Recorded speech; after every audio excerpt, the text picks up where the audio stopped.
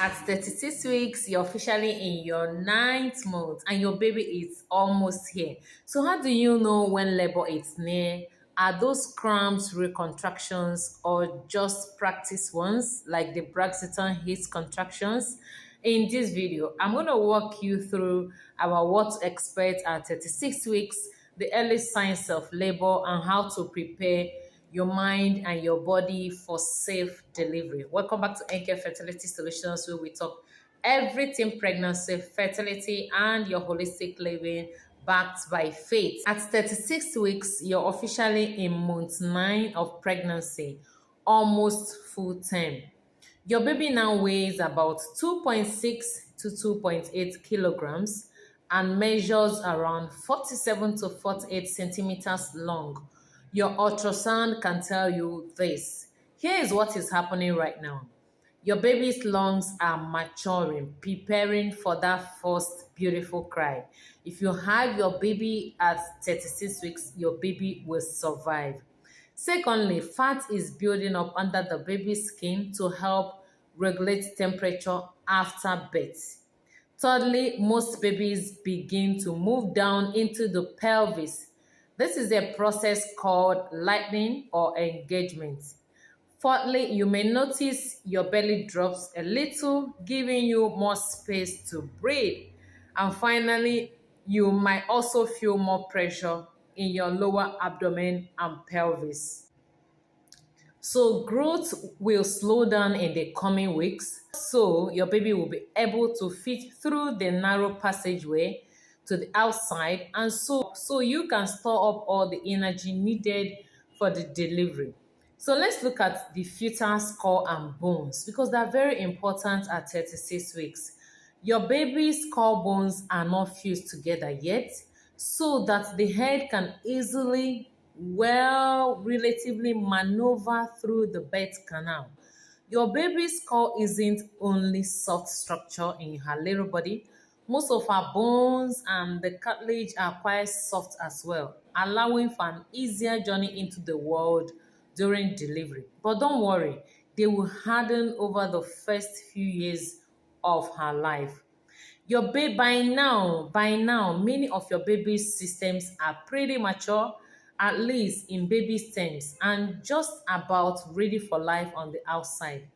Blood circulation, for instance, has been perfected, and your baby's immune system has developed enough to protect your little one from infections outside. Otherwise, however, still need a few finishing touches. One such noticeable example is digestion, which actually won't be fully mature until sometime after birth. Why exactly? Inside her little gestational cocoon, your baby has relied on the umbilical cord for nutrition, meaning that the digestive system, though developed, hasn't been operational. It will take the first year or two to bring it to speed. Let's talk about what you might feel in your own body. Number one is frequent urination. This is very easy to understand because as the baby presses on your bladder, you get that frequent urge. Secondly is increased vaginal discharge, which can be clear or milky, which is normal. But call your doctor if it is bloody or watery. It could be the cervical plug opening up. Thirdly is back pain and pelvic pressure. Then we have the Braxton Hicks contraction, which could be mild, irregular tightening that comes and goes, swelling in your feet and hands.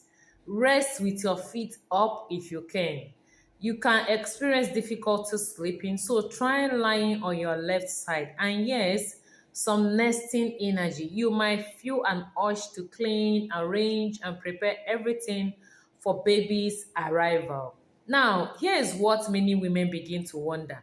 Am I in labor? So here are some signs that labor might be near.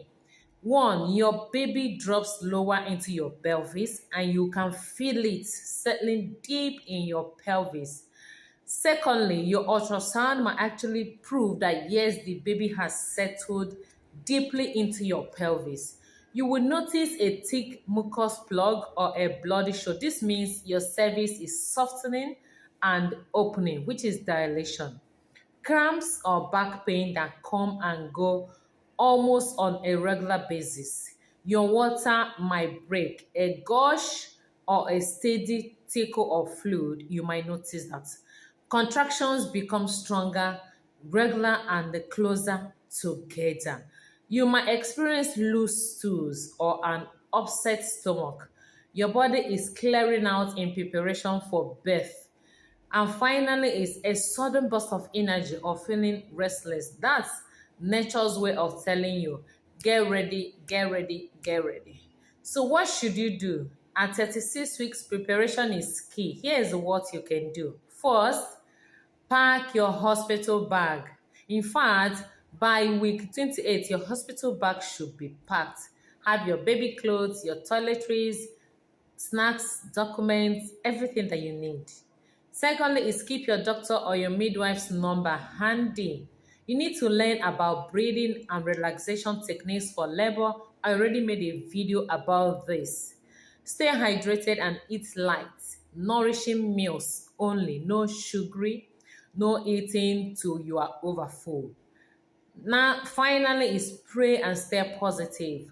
Your body is fearfully and wonderfully made to bring forth this. According to Psalm 129, verse 14. At 36 weeks pregnant, you should avoid high risk foods like raw meat and eggs, excessive caffeine and alcohol, as well as heavy lifting and strenuous activities that could lead to injury.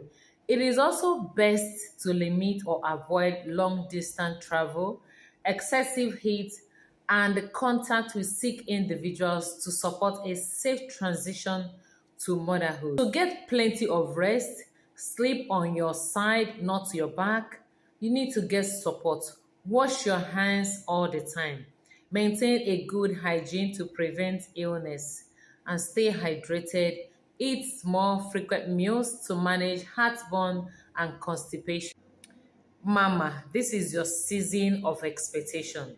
You have carried your new life with grace, and now you are closer than ever to holding your miracle. According to Isaiah 66, verse 9, which says, shall I bring to the point of birth and not cause to bring life, says the Lord. He who started this good work in you will surely perfect it and see you to the end. So I encourage you to stay hopeful and stay positive. It will definitely end in praise. If you found this video helpful, share it with your loved one. Forward it to that woman that is in her 36 weeks or about to enter her 36 weeks, because we are routing for them. We'll hear their voice and hear the voice of the baby. Shalom.